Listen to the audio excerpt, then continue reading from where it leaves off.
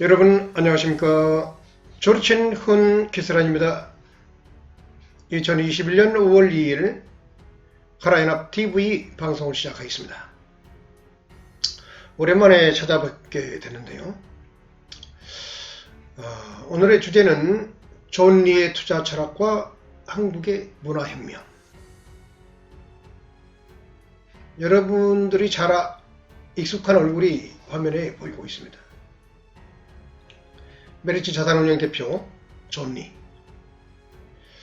이분이 장안에 상당히 도발적인 금융투자업계에 도발적인 말들을 많이 하고 있습니다.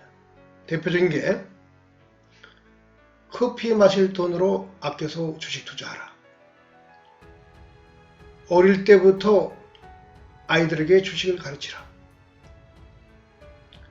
사교육비 학원 끊고 그 돈으로 주식 투자, 펀드 투자를 해서 애들의 미래를 대비해주라. 한국인은 95%가 금융 문맹이다. 이것은 세대를 거슬러 삶을 가난하게 하는 심각한 질병이다. 내 아이가 공부 못하는 것을 다행으로 알아라.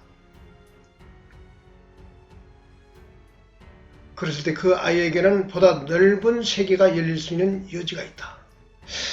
이분이 유튜브랄지 다양한 방송에 나와서 했던 말들입니다.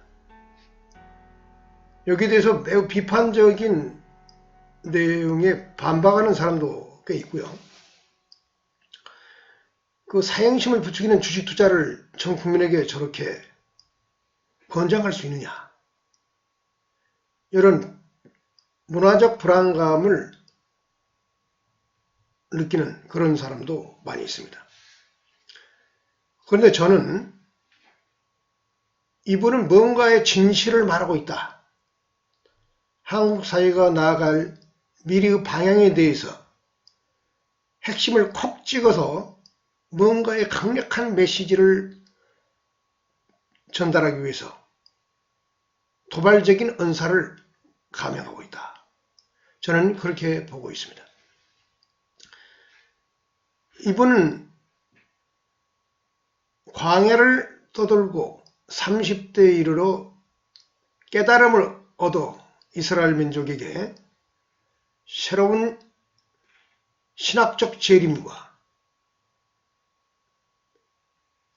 어떤 구원의 계약을 얘기했던 예수 그리스도 같은 그런 역할을 한국인들에게 하기 위해서 미국에서 모든 경험과 어떤 자기 나름대로의 목적을 달성하고 한국에 돌아온 삼각자가 아닌가, 저는 그렇게 보고 있습니다.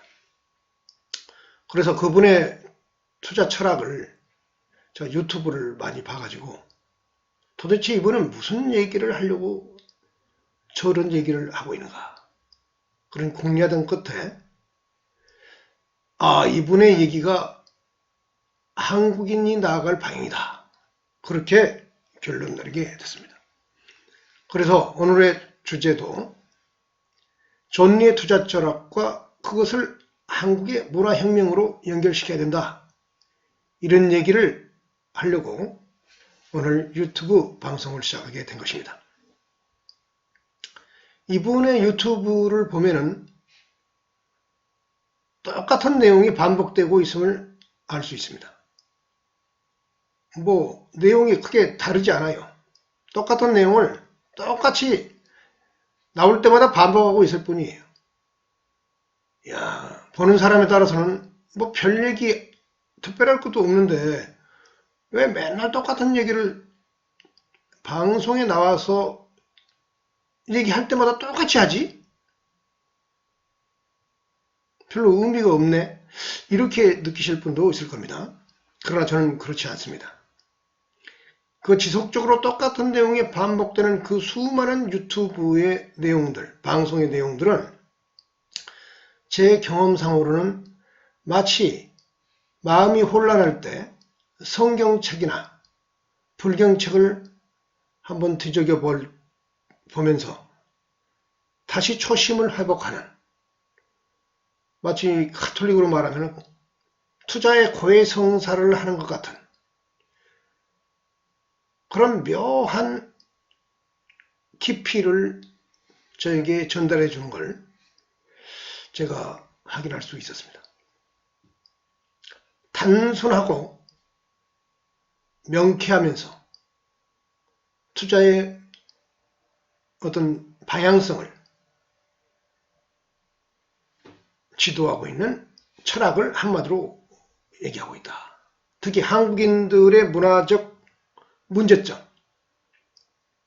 한 단계 더 나아가고 극복하기 위해서는 무엇을 향해 갈 것인가에 대해서 그 지향점을 분명히 제시하고 있다. 꾸밈 없고 소탈하면서도 편안한 목소리로 뭔가의 진리를 얘기하고 있다. 그런 의미에서 한국의 문화혁명의 중요한 토대로 삼아야겠다. 저는 그렇게 생각을 하게 된 것입니다. 그래서 오늘의 내용이 이렇게 전개되고 있는 것입니다. 저분의 투자 철학은 한마디로 저는 한마디로 정리를 하겠습니다. 좋은 지배 구조, 굿 가버넌스를 가지고 있는 기업에, 그리고 메가 트렌드에 부합하는 회사에 지속적으로 장기적으로 주식을 사 모아 가라. 그리고 오랫동안 노후 대책을 위해서 그런 행위를 지속하다 보면은 복리 효과에 의해서 큰 부를 일구게 될 것이다. 이것이 저분의 얘기의 전부입니다, 사실은. 그런데 뭐 요즘 보면은 지상파 TV랄지, 심지어 한국경제 TV에 아침에 제가 이제 그 한상춘의 그 논설위원이 하는 그 방송도 매일 보는데요. 그분도 은근히 저분의 조남을 얘기하지는 않지만은 은근히 저분을 까더라고요. 한국 사람들은 저분을 오해하면 안 됩니다. 저분은 진실을 얘기하고 있어요. 투자에 있어서 제가 보기에는. 저분의 얘기를 듣고서 20년 투자 경험 속에서 나왔던 제 나름대로의 경험을 기초로 해서 제 나름대로의 투자 철학을 완성했습니다. 예전 유튜브에서도 몇 번 강의를 했는데요. 그게 C클래스 투자법인데, 이게 부처나 노자 같은 편안한 마음으로 투자를 하는 유일한 방법이 있고, 그리고 대폭락에 이른바 블랙스완이 올 정도의 대폭락이 와도 그걸 견뎌낼 수 있는 유일한 방법이 무엇인가를 고민한 결과, 저분의 얘기를 내 철학적 모델로 승화시키면 되겠다. 그래서 만들어 놓은 게 C클래스 투자법이고, 그 핵심은 10개월 약육강식 투자법입니다. 제 유튜브를 찾아보면은 그런 비슷한 내용이 있습니다. 하여튼 얘기가, 근데 저분은 이제 어떤 디테일이 떨어진다는 그런 비난을 많이 받아요. 왜 똑같은 얘기 매일 원론적인 얘기를 반복하다시피 하니까. 그래서 저는 그걸 좀 보충적으로 제 의견을 섞어서 한국의 문화혁명의 차원에 의해서 얘기를 몇 마디 나누고자 합니다. 한마디로 저분의 얘기를 성취하기 위해서는 일반 투자자들이 부처님 덕도 경지의 깨달음을 알아야 됩니다. 저분의 말은 쉽지만은 실제로 투자자 개인이 그걸 체득하기까지는 엄청난 우여곡절, 난관을 극복해야 됩니다. 그래서 저분은 되도록 일찍 투자를 경험하라. 주식 투자 책을 많이 보면 그거 도움이 되느냐 이런 질문을 하면은 저분은 또 이런 얘기합니다. 책 많이 볼 필요 없다. 일단 투자하고 보라.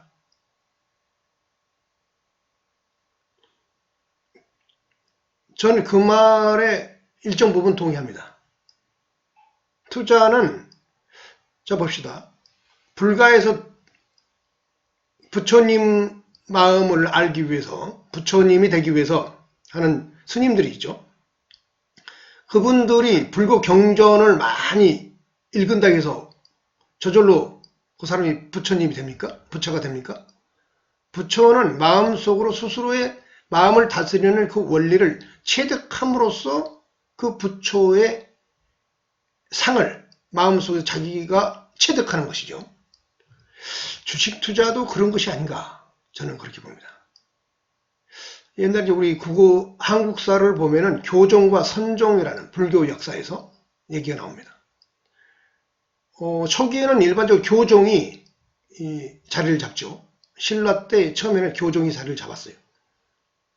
그래서 초기에 불경이 수입되면서 그걸 이제 배우고 뭐 그러는 과정에 그 경전을 중시하게 되죠. 그게 교종이죠.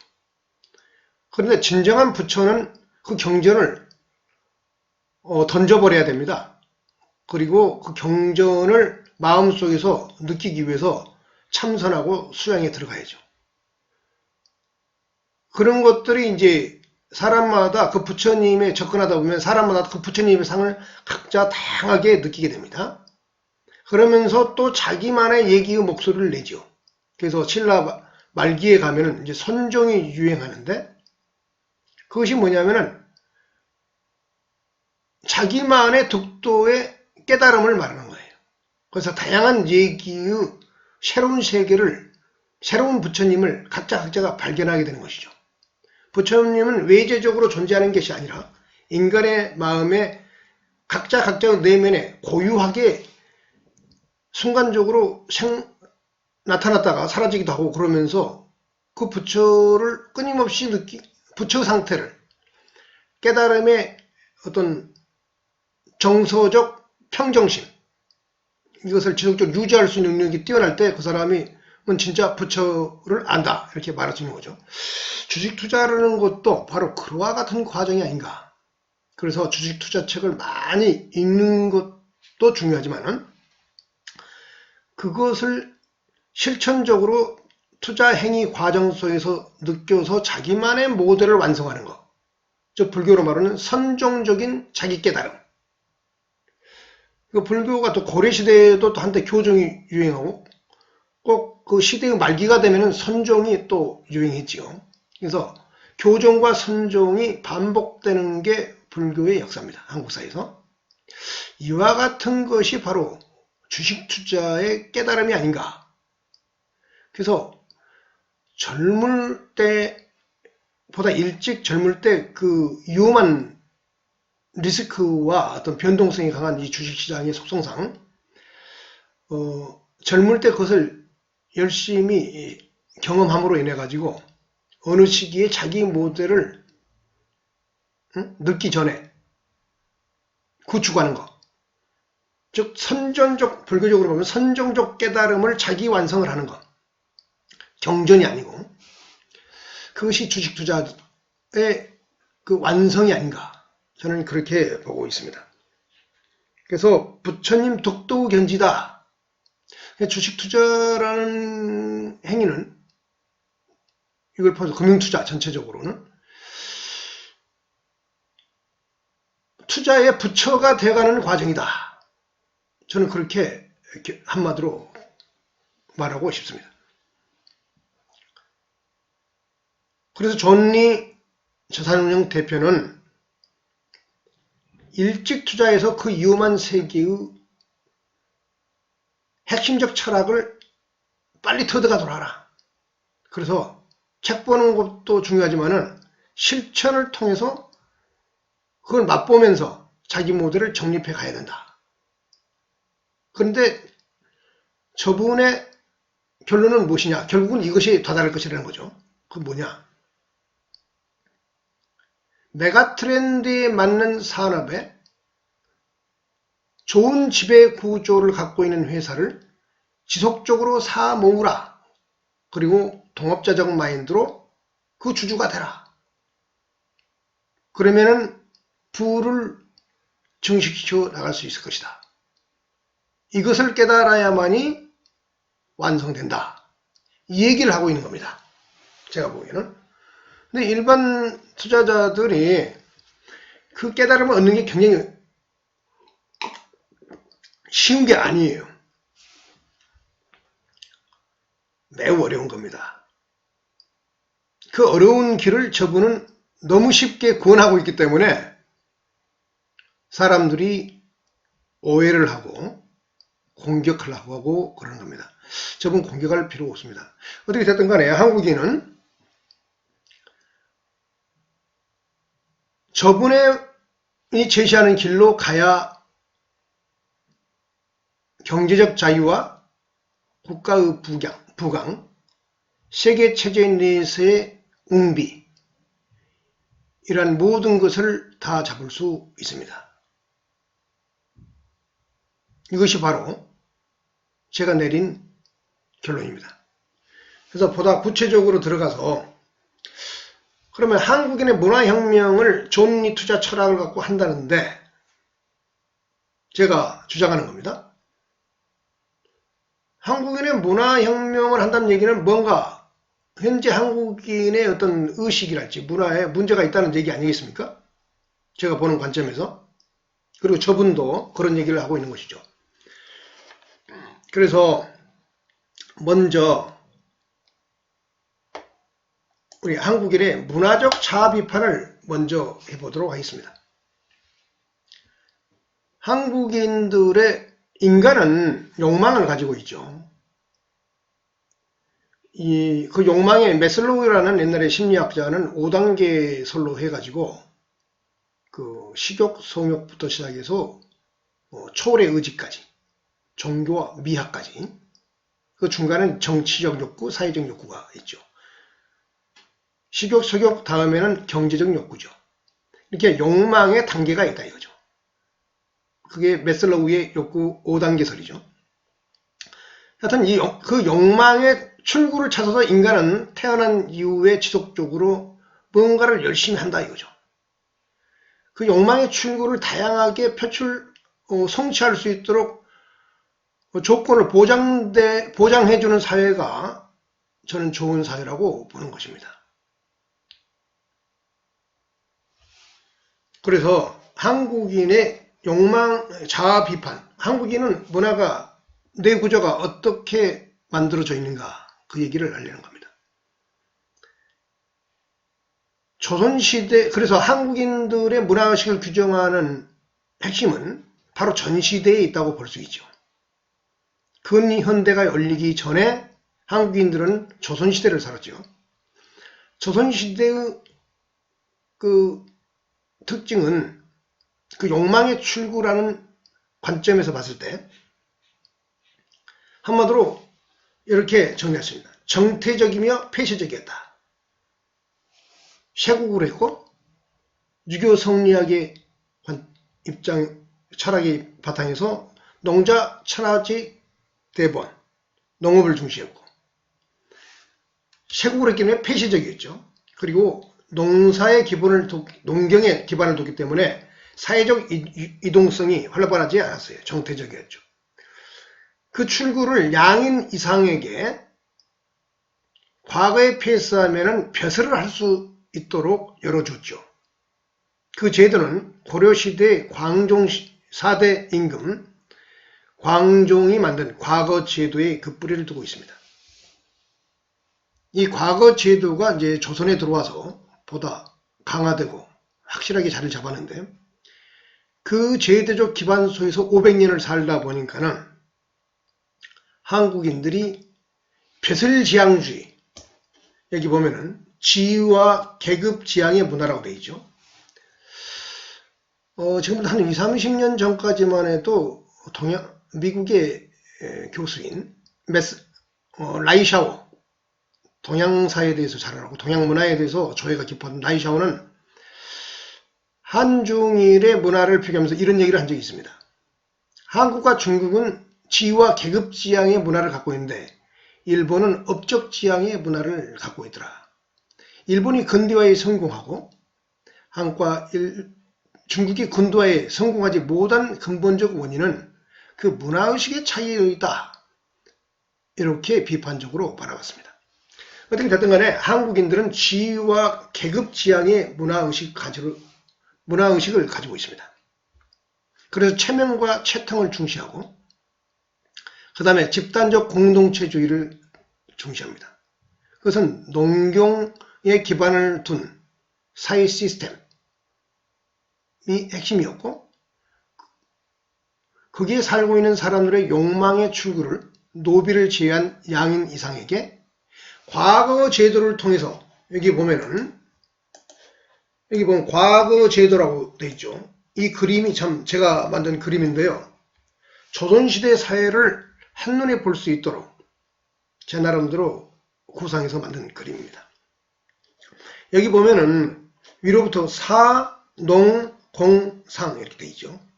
근데 농은 크기가 비중이 굉장히 크게 그려져 있고 공과 상은 작게 그려져 있죠. 그리고 맨 위에 사라는 최정점의 계급이 존재합니다. 조선사회는 사, 농, 공, 상의 계급사회였습니다. 근데 양인 이상은 농사짓는 사람도 양인이면은 이 과거 제도라는 시험제를 통해서 이 사가 될 수 있었죠. 양반의 반열로 나가는, 즉 사회적 욕망의 출구가 마련되어 있었다 이거죠. 그리고는 공과 상을 억제했죠. 특히 상을 가장 아래쪽에 두면서 상업의 특징이 뭐냐면은 상대주의와 규회주의적인 성격의 사회 활동인데요. 농경이 정착되고 땅과 하늘만 바라보면서 재화를 생산하고 그런다면은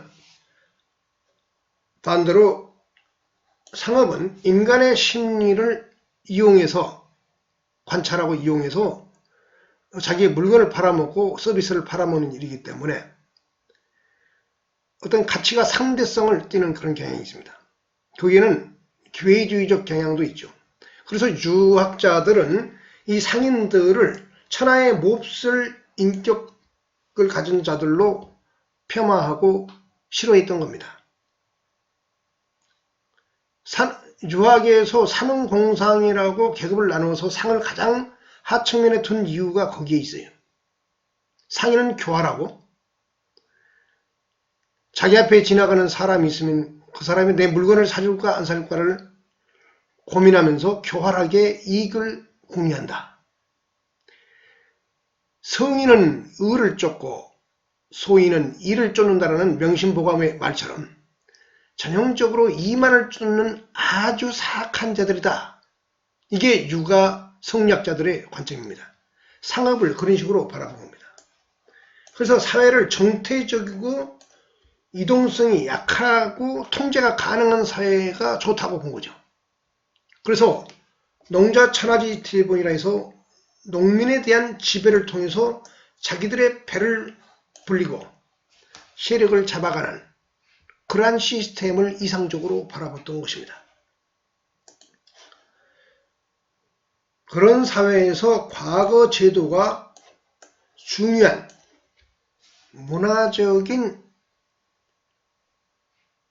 콘텐츠를 어떤 문화적 양태를 만들어내는 중요한 토대였다 이거죠. 그래서 한국인들에게는 이 문화의식이 지금까지도 고착화되고 있는 것입니다. 한국인들은 지식을 중시해요. 공맹이 지식을 중시하죠. 근데 공맹의 얘기는 지식을 닦아서, 즉 유학을 닦아서 벼슬하라, 출세하라, 유방백세하고 그리고 그 능력이 생기면은 너의 피부치를 돌보라. 이러한 집단주의적, 농경사회 기초를 둔 집단주의적인 문화의식을 가지고 있는 것입니다. 이 한국인들이 지금도 장관이랄지 대통령이 되면은 그 주변에 가까운 친척이 부조리를 저지르고 그런 문화적 배경이 바로 여기에 있다는 것을 알 수가 있습니다. 그리고 농촌 공동체라는 획일성을 문화적인 안정성으로 이상적으로 바라보기 때문에 자기와 다른 생각을 하고 이질적인 생각을 하게 되면은 일본도 그런 경향이 있는데 이지매를 가하고 따돌림을 주고 그런 못된 문화의식을 가지고 있습니다. 그리고 타인의 프라이버시를 쉽게 침해하지요. 이웃집 숟가락에 몇 개 있는 것까지 알아야 그것이 정다운 사회다라고 보는 그런 문화의식을 갖고 있기 때문에 요즘 뭐 이제 자본주의 사회를 살다 보니까 많이 바뀌긴 했지만은 기본적인 문화의식이 거기에 다 있습니다. 이게 한국인의 자아의 핵심이에요. 그래서 이 자아의 자아 비판을 통해서 우리의 문화의식의 근본적 뿌리가 무엇인가를 알아야 됩니다. 그리고 공과 상을 천시하지요. 물건 만들어서 팔고 이런 거래를 천시했다 이거죠. 왜? 이게 발달하면 상업이 발달하면 사회적 이동성, 소셜 모빌리티가 증대하기 때문에 양반들이 인민을 통제하기가 불편해요. 그 다음에 상업을 하게 되면 사람들이 똘똘해지죠. 계산을 하고 물건을 팔고 사람을 상대해서 일종적인 수작질을 또 해야 되고 그러면서 상대를 나의 이익을 위해서 유혹을 해야 되니까 아주 맹민해집니다. 사람들이. 그래서 그런 것들이 쌓여서 어떤 나름대로의 다양한 분야에서의 지식이 축적되는데 이런 것들은 지배계급인 양반 엘리트에게 있어서는 불편한 존재들이었던 것입니다.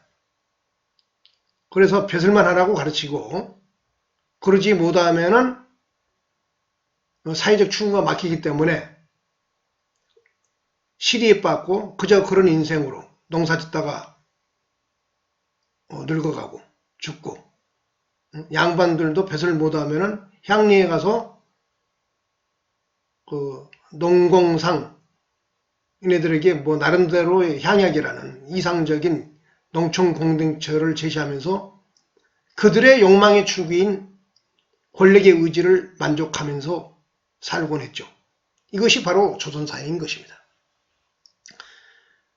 그래서 오늘날도 한국인들은 그 출세를 위해서 공부해요. 출세를 위해서 지식을 쌓고 이 문화의식은 어떤 면에서는 대단히 천박한 것입니다. 그래서 대학을 일단 가면은 예전에는 별로 공부를 하지 않아요. 대학 나오는 간판 갖고 취직 잘해서 잘 먹고 잘 사는 것이 목적이지 상아탑 학문의 전당인 그 학문의 순수성에 대한 열정과 갈구 그런 것들에 대해서는 심오하게 이렇게 파고드는 그런 기질들이 약하죠. 실제 대학 생활이 한국 사회는 대부분 그렇습니다. 요즘도 그럴 거예요. 제가 대학을 졸업한 지가 이제 거의 30년이 넘었는데 이런 문화의식은 창조성이 고갈된 문화의식이죠. 창조성이 없다 이거예요. 한국인들은 남에게 내가 어떻게 멋지게 보일 것인가에만 관심이 많아요. 체면체통의 문화죠. 그리고 부모님 얼굴에 먹칠하지 않고 위신을 깎이지 않으려고 밖에 나가서 윗사람 말 잘 듣고 요거도 먹지 말라. 고분고무 잘하고 그 대신 이제 정직하게 살아라 이런 얘기를 가르치죠. 유학에서는 그 정직성을 가지고 중시하는 것은 분명한 겁니다. 유학적 윤리 도덕성이 아주 강한 거죠. 그런데 이 구조에서는 어떤 확산성, 창조성, 자유 이런 게 없어요. 권력에 아부하고 권력에 줄서고 그 과정에서 부패가 만연하고 나중에 또 다른 유튜브에서 시장과 국가라는 그런 측면에서 제가 바라볼 텐데요. 이런 시스템에서는 부패와 부조리가 만연합니다. 왜? 사회적 지하를 권력적 차원에서 배분하기 때문에 모든 인민이 권력자에게 줄을 서야 돼요. 그래서 인간은 정서적 동물이기 때문에 그 권서의 차이와 정도에 따라서 그 배분을 달리하죠. 그래서 권력이 지나치게 강하면은, 권력적 비중이 사회적으로 너무 강하면은 부패와 부조리가 만연할 수 있는 것입니다. 사회적 자원을 뭘 가치적으로 배분할 수 있어야 되고 뭘 정서적으로 배분할 수 있어야만이 사회가 건전해지는 것입니다. 바로 그것이 시장이 하는 보이지 않는 손에 의해서 사회적, 경제적 재화와 서비스를 배분함을 통해서 배분자가 특별히 정해져 있는 게 아니고 시장 가격을 기준으로 해서 자기의 선택에 의해서 배분되기 때문에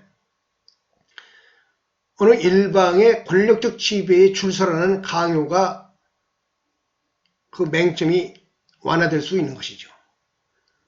우리 사회가 이제 그런 사회로 많이 진행되긴 했습니다. 그러나 존 리 대표의 말처럼 체면과 채통을 중시하고 주변을 많이 의식하고 공교육에 의해서 나름대로의 그 지적 호기심을 가지면은 시립도서관이랄지 국립도서관에 찾아가서 자기 나름대로 탐구를 하면서 가는 그런 공부가 아니고 시험 잘 봐서 좋은 학교 가서 출세하려는 것이 주안점에 있는 문화다 보니까는 사교육, 학원 교육을 통해서 시험 잘 보는 기계를 만드는 거죠. 서울 강남의 대치동에 가면 학원 많지 않습니까? 학원에 가가지고 시험 잘 보는 기술을 연마하는 거예요. 창조적 탐구를 하는 그런 공부가 아니죠. 그리고 거기에 들어간 사교육비가 장난이 아니기 때문에 실제 그 부모들은 노후 준비에 충실하기가 좀 어렵습니다. 그래서 존 리 대표는 그런 돈을 아껴서 투자를 하고 투자를 해서 키워서 그 돈으로 아이가 성장했을 때 사회에 진출할 때 그 자본으로 쓴다면은 훨씬 더 안정적이고 진취적인 그리고 부를 만들어갈 수 있는 토대를 아이에게 제공할 수 있고 부모인 당신의 노후 대책에도 매우 긍정적으로 작용할 것이다. 이 얘기를 하고 있는 것입니다. 이 좋은 얘기를 하고 있는데 딴지 걸고 비난하는 사람들이 많아요. 그래서 한국인들은 바로 전 시대가 산업공상 사회에서 과거 제도를 통해서 출시하는 것에 근간을 둔 그런 문화의식을 가지고 살았기 때문에 요즘도 상업적 엔터프레너십, 기업가 정신에 의미를 두는 게 아니고 그 창조성과 자유의 정신이 있어야만 그 세계를 가는데 국가에 놓인 공무원들하고 애들에게 가르치는 것입니다. 이렇게 해가지고는 한국의 미래에 희망이 없다. 이렇게 보고 있는 것이 존 리 대표의 사회에 대한 한국 사회에 대한 통찰인 것입니다. 저도 거기에 100% 공감하고 있습니다. 그래서 이런 문화의식이 많이 변하긴 했지만은 더더욱 깨져나가야 된다. 그래서 한국인들은 욕망의 출구를 현재와 미래에는 이런 그림으로 바꿔야 된다. 모든 한때 지식인 1호, 2호 뭐 그러면서 김대중 대통령 시대에 상 주고 그런 제도가 있었습니다. 아마 이제 그런 문제점들을 지적한 그분이 나름대로의 또 철학적 식견이 있었기 때문에 그런 면도 있었지만 충분하지 않았다고 생각해요. 그래서 여기 보면 욕망의 출구 옆에 물음표로 사라고 돼 있죠. 모든 사람이 사가 되어야 돼요. 모든 사람이. 산업공상의 그 문화적 정서에 의해 가지고 사 못된 사람은 낙오자로서 그냥 어쩔 수 없이 장사나 해먹고 농사나 짓고 물건 만드는 공장에서 노동자로 살지, 이런 문화의식이 아니고 모두 수평적 관계에 있고 상보적 관계에 있으면서 자기가 현실적으로 임하고 있는 그 세계를, 그 직업의 세계를 보다 끊임없이 창조적으로 고양하려고 노력함으로 해가지고 지적 연말을 해야 된다 이거예요. 각자의 직업에 맞게끔. 그래서 장사하는 사람은 상지식인이 돼야 되고, 자기 경험 속에서 나온 것들을 체계화해서 그 상식을 논리적으로 정리하면은 그게 경영학이고 경제학이고 그렇게 되지 않습니까? 농사 짓는 사람도 그런 각도에서 농업을 하나의 자기의 지식을 증대시키는 토대로 삼고 연구를 열심히 해야 된다. 즉 창조적인 직업인이 돼야 된다. 공장에 일하는 노동자도 자기가 맡은 일의 그 분야에 있어서 끊임없이 창조적인 고안을 해낼 수 있도록 노력해야 된다. 사용자와 관계 속에서 계급투쟁적 사고 속에서 노동자 의식으로 무장하고 내 몫을 챙기기 위해서 투쟁의식을 고양하는 게 의식적으로, 그것이 노동자 의식이며 그것이 진리라고 스스로에게 세뇌하는 그런 문화의식을 첫 번째에 둘 것이 아니라, 그런 문화의식이 일정도 무시할 수는 없습니다. 사용자와 피고용자 사이에는 정근대적인 인격적 인신적 지배와 피지배의 관계가 있기 때문에 노동법상으로 그걸 보호하기 위해서 근로계약이라는 측면에서 인격권을 보호하고 있죠. 그런 측면이 없는 건 아니에요. 하지만 그 노동자도 영원히 노동자거나 그 사용자도 영원히 사용자인 건 아닙니다. 이 사회는 끊임없이 변화무쌍하고, 노동자이다가 어떤 노하우와 창조성을 갖게 되면 자기 사업을 할 수 있죠. 사장이 될 수 있다 이겁니다. 모두가 그 사장이 될 수 있기 위해서 노력하는 사회. 장사하는 사람도 사장이 되고, 농사 짓는 사람도 사장이 되고, 노동자로 일하는 사람도 사장이 될 수 있다고 항상 꿈을 꾸면서 자기 스스로의 경험치를 어떤 지적 혁명을 통해서 새로운 미래를 만들어내고 기업가 엔터프레너십을 통해서 창업 정신을 기르는, 그런데 그것을 보다 사회 시스템적으로 유연하며 개방적으로 보장하기 위해서는 금융이 잘 발달돼야 된다 이겁니다. 자본주의 사회는 바로 이 금융을 동시에 이해하면서 자기 일에 실물 경제적 일에 충실할 때 우리는 경제적 자유를 쟁취할 수 있다. 금융 문명에서 탈출해야만이 육체가 일에서 얻는 소득보다도 금융이 그 증대의 속도가 빠르기 때문에 그 두 가지를 병행해서 그 쌍두마차를 돌려야만이 경제적 자유를 쟁취할 수 있다. 이 측면을 존 리 대표가 강조하고 있는 것입니다. 우리는 그래서 우리의 바로 앞 세대인 조선시대의 이런 사회가 만들어낸, 사회 구조가 만들어낸 문화의식으로부터 벗어나야 돼요. 고려시대, 그 이전 삼국시대에는 이 조선시대의 문화하고 달랐을 거라고 저는 봅니다. 정근대 사회였으니까 뭐 통째로 달랐다고는 볼 수 없지만은, 이게 백제시대에 백제인들이 해상개척을 하면서 특히 근초고강 때에 고대 국가로 강력하게 성장하는 그 배경이 됐던 황해권을 주름잡던 백제의 무역로인데요. 여기가 백제 22담로를 개척했던 바로 그 지역들을 역사학자들이 나름대로의 추정을 해갖고 그리는 지도입니다. 이게 동아시아가 분열되어 있던 시대, 특히 중국이 분열되어 있던 시대에 고대 한국인들, 특히 백제인들이 상업무역로를 장악하면서 부를 증대시키고 곳곳에 자기들의 근거지를 마치 그리스인들 또는 카르타고인들의 배를 타고 다니면서 지중해에 자기들의 거점을 곳곳에 마련했듯이 고대의 백제인들도 그렇게 살았다. 이런 얘기입니다. 한국인들은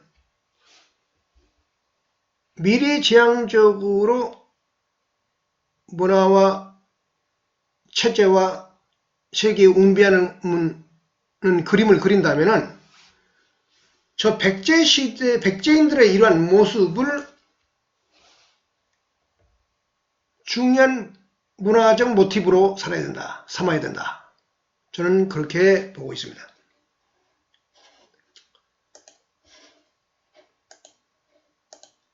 그리고 우리가 지금 자본주의 살고 있는데 왜 한국인들은 조선시대가 주었던 그 문화로부터 빠져나와서 미래지향적인 자본주의적 문화혁명을 해야 되는가? 그 얘기에 대해서 잠시 말씀드리겠습니다. 이번 또 다른 소주제가 자본주의 역사와 자유혁명이라고 되어 있는데요. 인류의 역사에서 자유의 혁명은 확산은 엄밀히 말해서 상업 그리고 자본주의 이 발달과 함께 구조적으로 성취된 것입니다. 전통시대에는 농업의 기반을 뒀고 농업사회를 토대로 해서 세계 패권의 다양한 제국들이 존재했죠. 이렇게 메소포타미아, 이집트, 중국 문명, 이게 유럽도 마찬가지예요. 전부 뭐냐면은 농경을 하면서 귀족과 왕에 의한 지배, 그리고 농노 또는 양인, 동양 같으면 그런 지배와 피지배 관계 속에서 정체된 사회, 억압적 폭력적 사회를 유지하고 살았습니다. 그런데 여기에 이 스페인과 포르투갈의 중상주의 시대를 무역시대를 지나서 여기서 빠져나와서 도망쳐 나왔던 이 유대인들이 이 네덜란드에서 자본주의 혁명을 정치해나가죠. 그때 회계학과 상업부기가 만들어지죠. 이게 바로 자본주의의 핵심적 맹화가 되는 것입니다. 그래서 자본주의적 패권을 최초에 네덜란드가 지게 되는 것이죠. 그래서 농경과 유목 그리고 농경세계의 제국으로 억압적인 폭력적 세계였던 세계가 자유와 경쟁이라는 새로운 세계로서 인간의 세포로 보면은 새로운 세포가 생성돼서 확산되기 시작했다. 그게 16세기, 17세기. 그 처음이 네덜란드에서 자본주의가 중상주의를 토대로 해서 태어났던 것이죠. 그것이 영국으로 넘어갔고 패권이, 그리고 독일과 프랑스가 나중에 경쟁이 있으며 19세기에는 영국이 전 세계의 자본주의를 흩어뿌리게 됐죠. 그리고 2차 세계대전 이후에 1, 2차 세계대전을 거치면서 미국 중심의 세계 패권이 형성되고 가트와 WTO 체제라는 쪽으로 진화하면서 오늘날 같은 자본주의에 입각한 자유혁명이 세계를 전반적으로 휩쓸게 되었다. 즉 자유혁명의 확산은 초기의 상업으로부터 시작해서 그 다음에 산업적 자본주의 그리고 오늘날의 고도화된 자본주의로 거치면서 인간의 자유는 증대해 왔다. 이거는 부인할 수 없는 것입니다. 그 자유 확대의 기본은 물 가치적으로 사회와 경제의 자원을 배분하는 시장에 있다.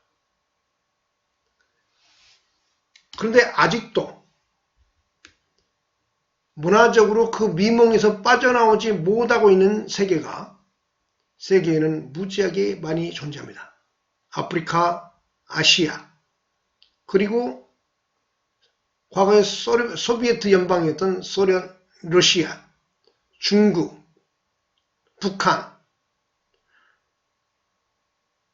그들보다는 좀 낫지만 한국인과 일본인, 대만인들은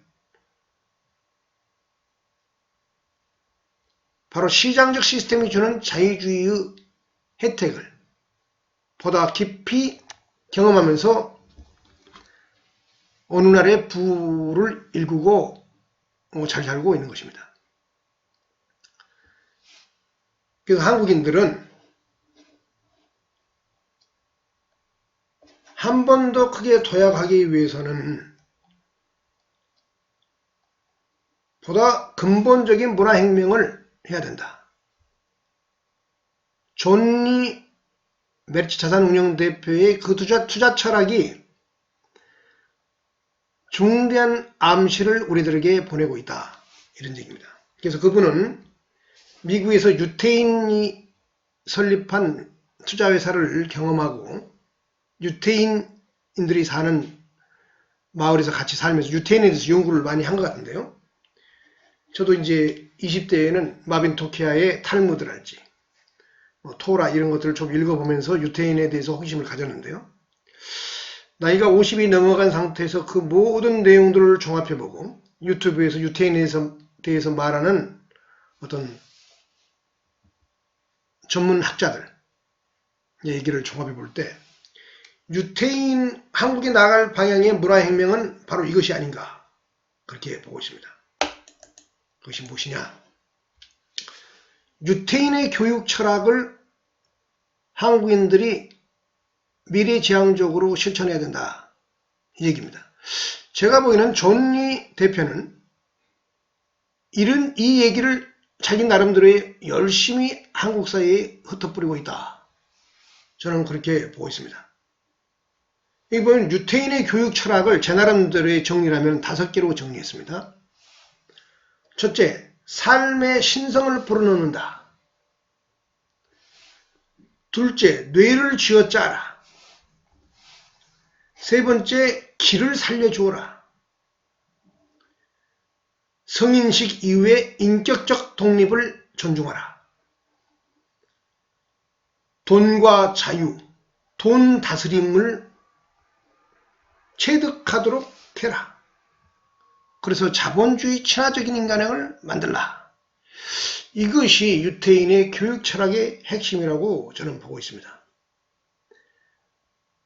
사회적 각계에서 다양한 공격과 비난을 받으면서도 앞서 얘기했듯이 한국의 국민 문명을 탈출시키기 위해서 어릴 때부터 주식 투자를 가르쳐라. 돈을 가르쳐라. 그렇게 말하고 있는 존니 대표의 메시지는 바로 이것이 아닌가. 저는 그렇게 보고 있습니다. 그래서 카라인압 TV는 유태인의 교육 철학을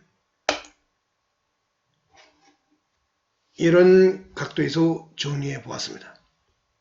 오늘의 결론이 되겠습니다. 근데 존니 대표는 그 돈을 가르쳐야 된다. 심지어는 애들이 공부 잘하는 걸 축복을 알아라. 이런 식으로까지 학부모들이 듣기에는 좀 도발적으로 들릴 수 있는 그런 얘기를 하는데요. 유태인의 교육이 잘 되는 이유는 돈을 사랑하는 민족인 유태인이 사회적 신뢰와 안정성, 집단의 문화적인 안정성을 유지하면서 건실한 문화와 강한 경제생활을 할 수 있는 이유는 여기 보면 삶의 신성을 불어넣는 것을 첫째에 두기 때문이라고 저는 보고 있습니다. 이게 이제 선민의식인데요. 근데 저는 이걸 마냥 긍정적으로 보지는 않아요. 저는 근대적이고 현대적인 사고를 갖고 있기 때문에 신을 믿는 사람의 스타일은 아닙니다. 이 사람들은 유대인들은 자기가 신으로부터 선택된 민족이라는 선민의식을 가지고 고대 구약에 나오는 다양한 율법서에 나오는 금기적인 요소들까지도 지키고 산다고 합니다. 비늘 없는 고기를 먹지 말라. 장어 같은 거. 그리고 조개도 먹지 말라. 이렇게 했다 해서 지금도 그런 음식을 먹지 않고 이슬람인들만 그런 줄 알았는데 이 사람도 돼지고기를 먹어서는 안 된다고 합니다. 그리고 자기들의 지나친 선민의식 때문에 자기들이 갖고 있는 이 종교 신앙적 체계를 제외한 나머지들을 아주 낮게 보고 깔보는 그런 문화의식이 있어요. 저는 이런 문화의식은 유대인으로부터 우리가 배워서는 안 된다고 보는 입장이 있습니다. 그래서 그 나머지 2번, 3번, 4번, 5번에 해당하는 것들은 한국인들이 존리 대표의 말처럼 빨리빨리 수용해서 내면화하고 미래지향적으로 밀고 나가야 된다. 그래서 유대인의 그 교육법을 그런 면에서는 적극 수용하고 배워야 된다. 저는 그렇게 보고 있습니다. 그래서 맨 위에 있는 1번 삶의 신성을 불어넣는다. 한국인들의 2번, 3번, 4번, 5번만을 강조하면 한국인들은 천박해질 것입니다. 유대인들이 그나마 천박하지 않으면서도 숭고한 자기 문화의식을 유지하면서도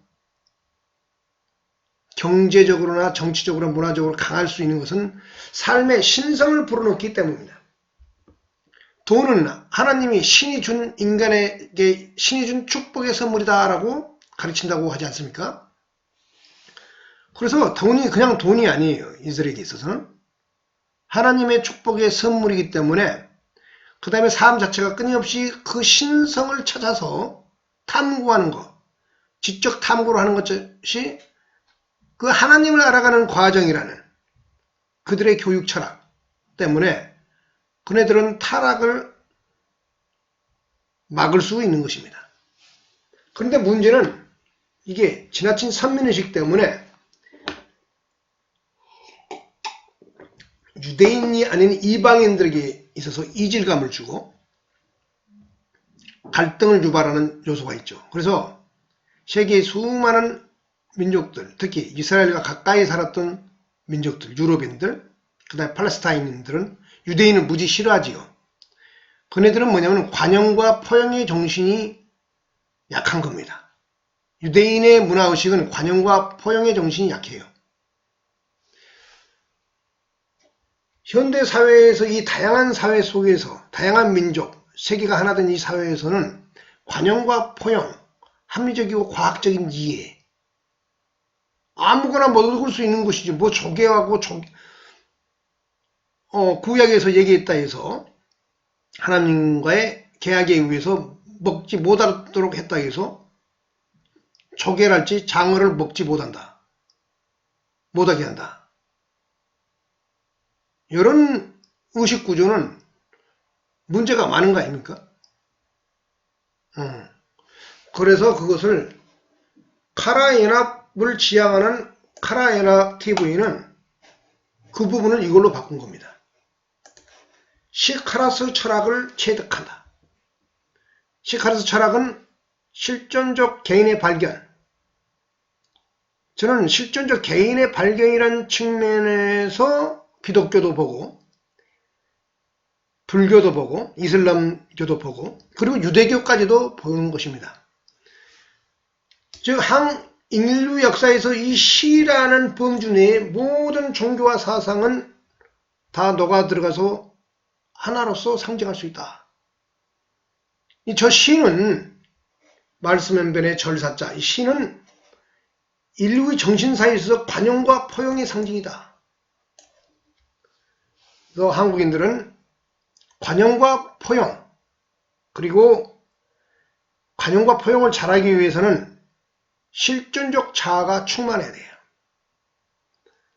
그래서 실존적 자아가 충만한 인간이 되기 위해서는 각자의 종교가 다르든 그 차이를 인정하고 자기식대로 정신세계를 끊임없이 고양하는 것을 존중하고 타인의 종교를 존중하고 이러한 문화의식이 필요하다. 거기에는 과학적 합리적 정신이 녹아 들어가야 된다. 그래서 시카라스 철학은 과학적 합리주의 정신과 종교 신학적인 신비주의에 대한 일종적인 유용성, 이런 것들을 전부 포용하고 있는 사상인 것입니다. 한국인들은 이 시카라스 철학을 어떤 신성이라는 각도에서 유대인처럼 접근한 게 아니고 한국인의 문화의식을 이쪽으로 미래지향적으로 인류사적으로 밀고 나가야 된다.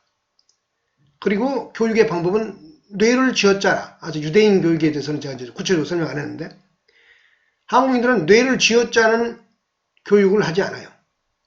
그 부분이 약하죠. 뇌를 쥐어짜라는 얘기는 뭐냐면은 스스로의 문제의식에 의해서 스스로의 문제를 풀려는 끊임없이 뇌를 괴롭히라 이거죠. 고민을 많이 하고. 그러다 보면은 느리지만은 문제의 실타래가 조금씩 풀려 나가면서 어떤 원리를 터득하는 그런 교육을 해야 된다 이겁니다. 유대인들이 그런 교육을 한다고 저는 보고 있습니다. 그네들은 많은 토론을 하고 어릴 때부터 그 산수를 가르치는데도 구구단을 곧바로 애우게 하지는 않는다고 그래요. 그네들도 구구단이 있는 줄은 아는데 일부러 나중에 가르친답니다. 초기에는 손가락으로 그 구구단이 만들어진 원리를 아이가 조금씩 느껴가도록 기다리면서 터득하도록 느리지만은 단단한 교육을 시킨다는 것이죠. 산수뿐만 아니고 모든 정치, 경제, 사회, 문화, 과학, 예술 모든 교육이 그러한 뇌를 쥐어짜는 기본적인 철학에 입각해가지고 프로그램화되어 있다. 이런 얘기입니다.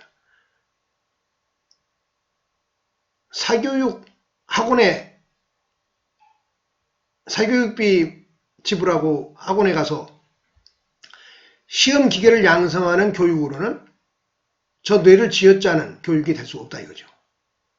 공교육을 통해서 충분히 교육을 할 수 있고 그 공교육이 저 뇌를 쥐어짜는 훈련을 시키는 교육이 되어야 된다 얘기입니다. 세 번째, 기를 살려라. 한국 사회는 계급사회입니다. 어떤 사회? 나이에 따르는 계급사회. 어른들이 얘기하고 있는데 아이가 무슨 말을 하면은 끼어들어서 무슨 말을 하면은 버릇없이 어른들 말하는데 끼어든다. 그러면서 애의 기를 확 죽여요. 그걸 부드럽게. 근데 유대인들은 그런 식으로 아이에게 말하지 않는다고 합니다. 얘가 어떤 말을 하면은 애의 수준에 맞게끔 대꾸를 해주고 해석을 해주고 그런다는 거예요.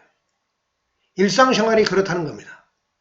밥상머리에서 수많은 대화를 하고 논리적 추론을 하고 그런 것들을 애들이 할 수 있도록 끊임없이 배려하고 그렇다는 거죠. 그래서 애들이 좀 뭘 못하더라도 오히려 잘한다고 칭찬하고, 애들은 칭찬은 고래도 춤추게 한다고 얘기가 있지 않습니까? 애들에게 칭찬을 많이 해주면은 실제로는 지가 잘 못해도 잘한 것처럼 환상을 빠지면서 더 열심히 그걸 하려고 노력하는 경향이 있습니다. 저도 어렸을 때 그랬어요. 그러면서 하나하나 뭔가를 연구러 가는 겁니다. 만들어가고. 유대인들은 이 교육 심리의 핵심적 입법을 실천적으로 알고 있는 거예요. 그래서 애들을 기를 죽이면 안 돼요. 우리는 버릇없다고 자꾸 묵살하고 애를 상처를 주죠. 버릇없다고. 버릇없는 것을 허용해야 됩니다. 지적 반항을 허용해야 돼요. 그리고 어떤 틀이 있으면은 그 틀도 깨서 다른 전제 조건에서 다른 얘기가 나올 수 있음을 시험해 봐야 돼요. 이러한 각도에서 애들을 바라봐야 되고 길러야 되고 그래서 길을 살려줘야 되고 자꾸 추동해야 됩니다. 어른이 부모가 먼저 답을 내서 그 답을 먼저 가르쳐주는 그런 식의 교육 습관이 한국인들의 습관이죠.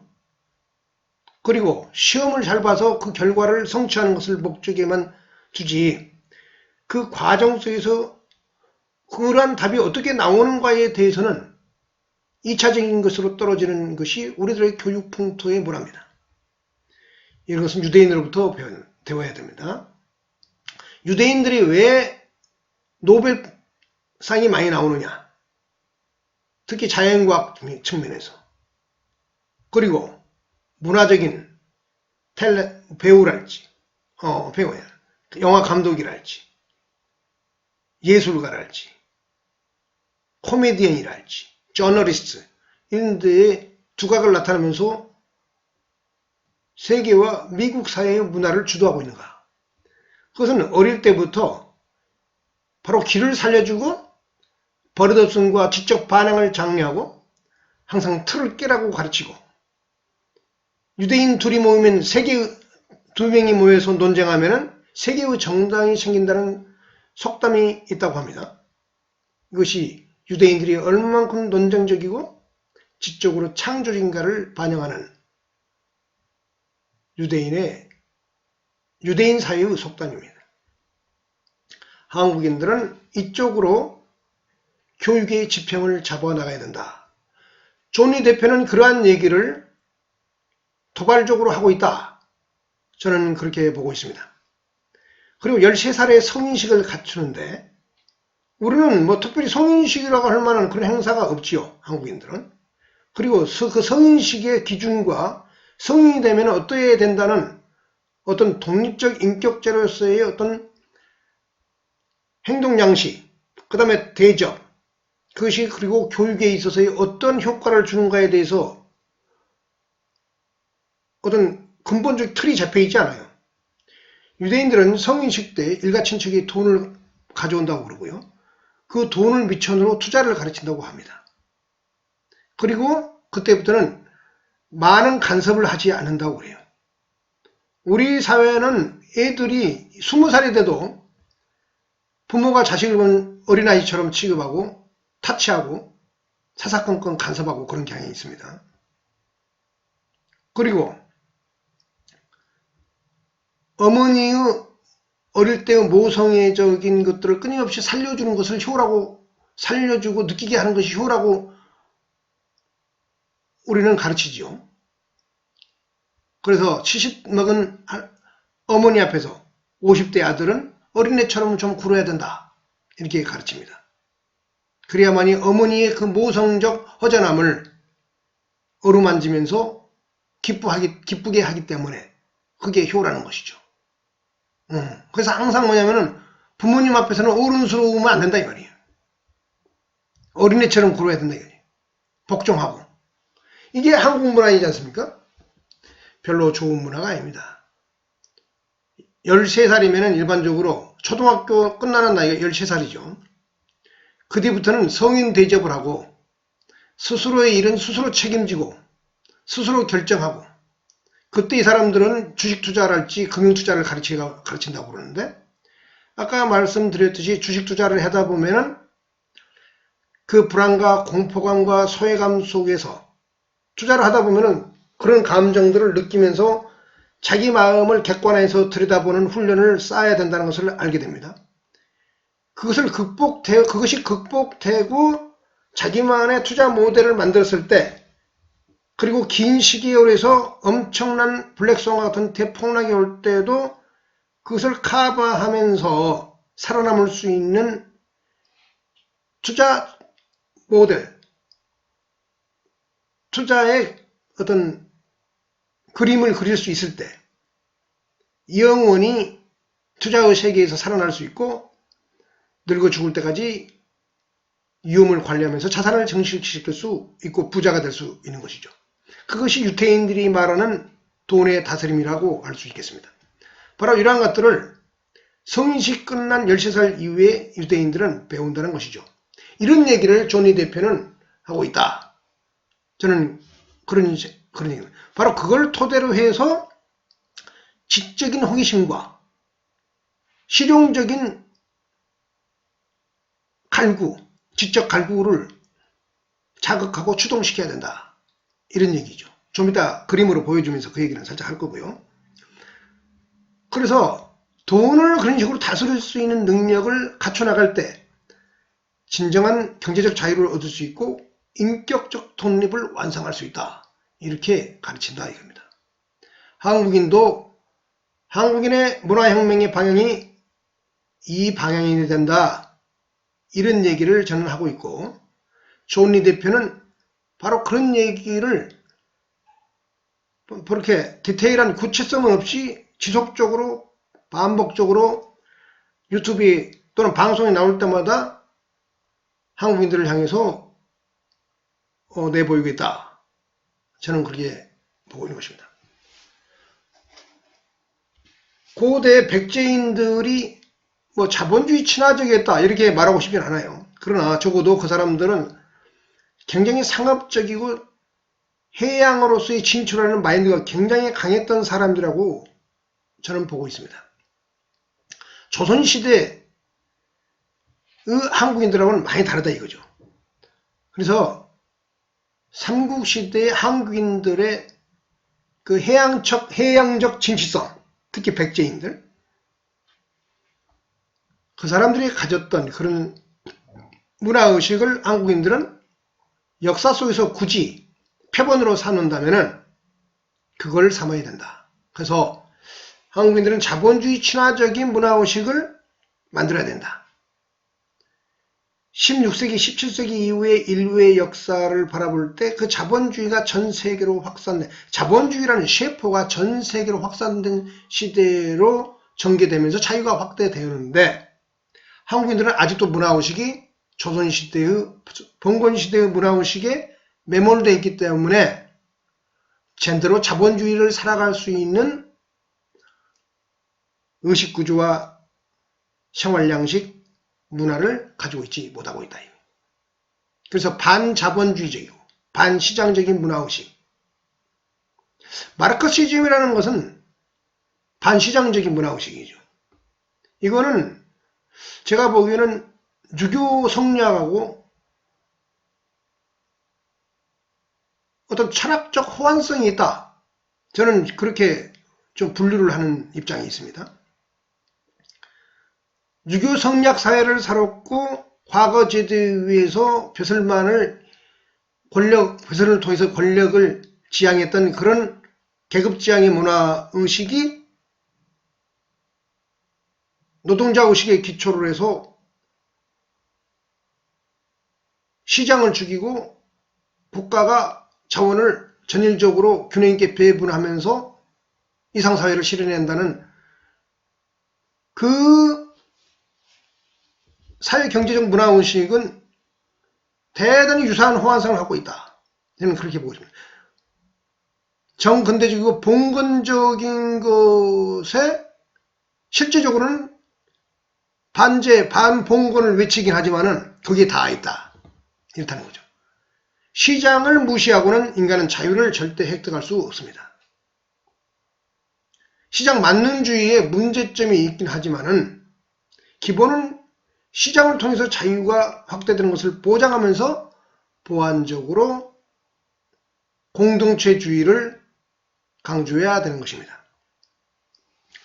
그래서 한국인들은 자본주의 친화적인 인간이 돼야 된다. 그래서 유대인의 이 교육 철학을 카라인의 교육 철학으로 이렇게 바꿔내서 문화혁명을 달성해야 된다. 중국의 문화혁명이 반제 반봉건이라는 기치 아래 반시장적으로 행해지면서 수많은 문제점을 낳았다면 사실은 한국인들은 그 반대의 문화혁명을 해야 된다. 이건 반동적인 문화혁명이 아니고 사실은 이것이 진정한 인류의 진보에 홍원하는 문화혁명이다. 저는 그렇게 보고 있는 것입니다. 그래서 결론적으로 말하면 바로 이 그림입니다. 금융교육을 통한 탐구혁명이다. 존 리 대표는 주식을 어릴 때부터 일찍 아이들에게 가르쳐야 되고 그걸 통해서 사회와 세계에 대한 지적 호기심을 촉발하고 탐구정신을 촉진하고 그래서 지적이며 진취적인 한국 인상을 만들어야 된다. 그리고 부자를 각자가 돈을 잘 다스리는 부자가 될 수 있는 의식구조를 내면적으로 체득할 수 있도록 가르쳐야 된다. 이것이 바로 오늘 얘기의 결론을 한마디로 정리한 그림이 되겠습니다. 여기 보면 신이 나오고 여기 보면 시카라스 정신이 나오죠. 그런데 문제는 뭐냐면은 존 리 대표는 제가 보기에 기독교 신자 같은데요. 그분은 이 신의 이름으로 유대인처럼 신이라는 토대에서 투자 그리고 거기에 따른 여기 보면 그러니까 유대인에서 이 신을 빼버리면은 아주 천박해집니다. 다시 한번 유대인에서 신을 빼버리고 주식 투자, 지적 호기심 촉발, 학문적 탐구 폭발과 지적의 고양 이렇게 되면은 이 신성을 제거해버린 상태에서는 유대인은 유대인일 수가 없습니다. 그리고 그런 고등한 문화를 구축하기 어려워요. 존 리 대표는 이제 돈을 강조하다 보니까 심지어는 아이가 공부 못하는 것을 축복하라. 왜? 공부 잘하게 되면 그걸 기독교인 줄 알고 다른 세계에 대해서 세계에 대해서 호기심과 마음을 닫아버린다 이거죠. 어떤 교육의 심리적 역설을 이분은 알고 있어요. 유대인이 그걸 알고 있다는 거죠. 유대인들은 교육심리학의 역설을 알고 있다. 한국인들은 교육심리학의 역설을 집안에서 가정교육에서 실천하는 사람이 많지 않다 이거예요. 교육심리의 역설, 뇌를 쥐어짜고 토론 문화를 촉진하고 아이에게 개인적 인격적 독립성을 존중하면서 어른 대우를 하고 그리고 스스로 의사결정을 존중하고 그러면서 시행착오 속에서 자기의 세계에 대한 자기의 해석과 해석 모델을 구축해 가고 이러한 모든 과정들이 바로 뭐냐면 교육심리의 역설이거든요. 제가 보기에는. 그걸 실천해야 된다 이 얘기입니다. 한국인들이. 그래서 거기서 그런 일을 하는데 가장 핵심이 유대인들은 어머니가 하는데요. 한국인의 어머니들도 그러한 교육 문화혁명을 해야 된다 이 얘기를 하고 있는 것입니다. 근데 여기 보면은 여하튼 유대인에게서 신을 제거하면은 이건 사상 누각이 돼갖고 아무 의미가 없는 거예요. 되는 거예요. 그래서 존 리 대표는 신 얘기는 꺼내면은 기독교 신자지만은 자기 본래 취지하고 어긋나게 종교 얘기 꺼내면 잘못하면은 공격받잖아요. 그래서 그런 얘기 안 한 것 같은데 저는 이게 유대인에게 있어서는 이 신이 굉장히 중요한 겁니다. 유대인을 유대인답게 하는 거 그리고 그런 고등한 문화의식 속에서 꾸준히 그런 역사와 문화적 전통이 대대손손 전해지면서 강하고 튼튼한 유대인으로 남을 수 있는 거 이것은 바로 이 신을 빼버리면 안 된다 이거예요.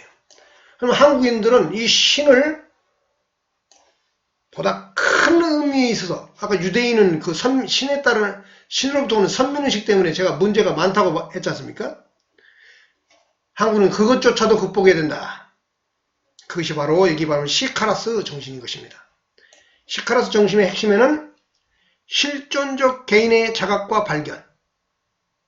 저는 실존적 개인의 자각과 발견이 그 안에 종교도 들어가고 니체 같은 철학도 들어가고 불교 같은 철학도 들어가고 이슬람 같은 종교도 들어가고 이 시 안에 다 들어가는 거예요. 즉 시카라스 정신에는 한국사에 존재하는 수많은 다양한 종교들, 문화의식들 이런 걸 다 존중한다 이 말이에요. 바로 그 존중하는 문화의식, 관용과 포용. 그래서 여기 보면 시라는 한자를 이용해서 시카라스 정신이라는 철학적 모티브를 창안해낸 겁니다. 그리고 이 시카라스 정신의 상징적인 시험장이 아사달 씨름대이죠. 카라나 TV에 보면 아사달 씨름대, 고구려 씨름 얘기 나오지 않습니까? 그것을 전 국가가 민간 단체를 이용해서 끊임없이 고양한다 이거예요. 일본과 함께. 일본은 스모가 일본 국기잖아요. 일본 스모가 고구려 고분벽화에 있는 그 씨름입니다. 한국인들도 고구려적 문화의식, 부여적 문화의식을 회복하면서 일본과 하나 되고 그게 이제 카라 연합이죠. 그런데 그 아사달 씨름대의 천장에 붙어있는 일본의 신명조와 같은 것, 그것이 시카라스인 것입니다. 바로 이 시카라스 정신을 일반적으로 고양하면서 그 토대에서 어릴 때 주식 투자를 가르쳐서 주식 투자를 가르치게 되면은 이상하게 돼 있네. 주식 투자 과정에서는 다양한 지적 호기심을 갖고 인간 세계에 대한 사회 현상부터 정치, 경제, 사회, 문화를 많이 알아야 되죠. 과학까지. 그러지 않으면은 투자 세계의 그 대상이 되는 기업의 생리, 해결할지, 경제, 경영, 더 나아가서 그 물건이면은 그 물건이 만들어진 원리, 그 대강 알아야죠.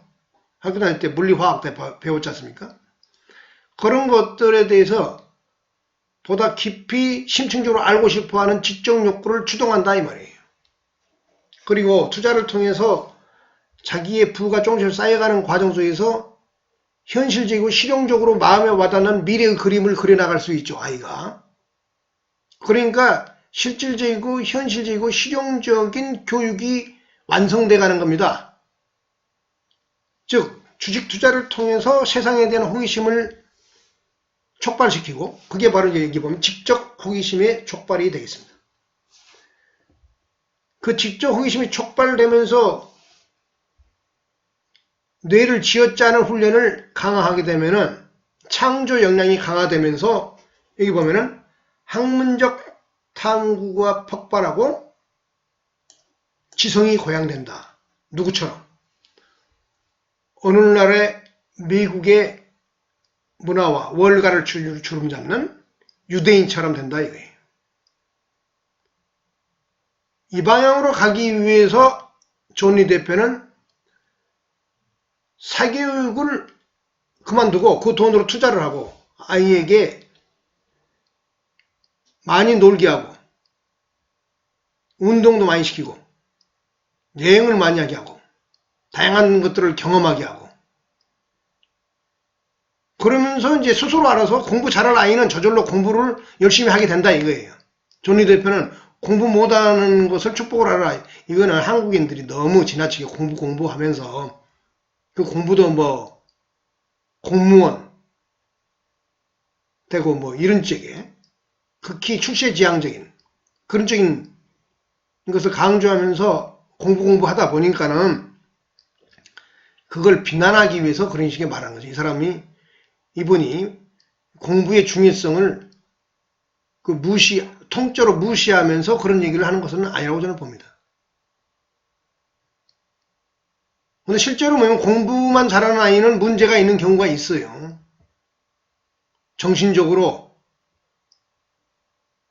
인간 간의 교류도 약하고 사회성이 떨어지고 그런 면들도 발생하고 그러기 때문에 그런 것을 보양하기 위해서는 스포츠, 예술활동, 레크레이션 활동 이런 것도 잘하면서 여행 그리고 투자를 통해서 세계에 대한 호기심의 어떤 고양 이러면서 자연스럽게 13살 이후에 성인으로서 대접받는 유대인 아이처럼 한국인도 스스로 각자의 아이가 되도록 이런 시기에 세계에 대한 해석과 그 해석을 통한 자기만의 모델 그 투자의 세계에는 투자 모델이죠. 부초로 보면은 그게 이제 선종인 거죠. 선종.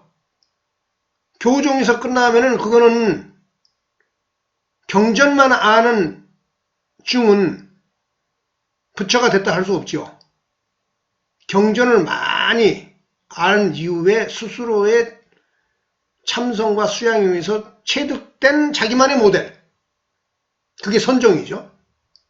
선종의 세계에 각자가 이르렀을 때 주식 투자도 완성되고 금융 나가서 모든 투자와 세계에 대한 해석과 위기관리 능력이 고양되면서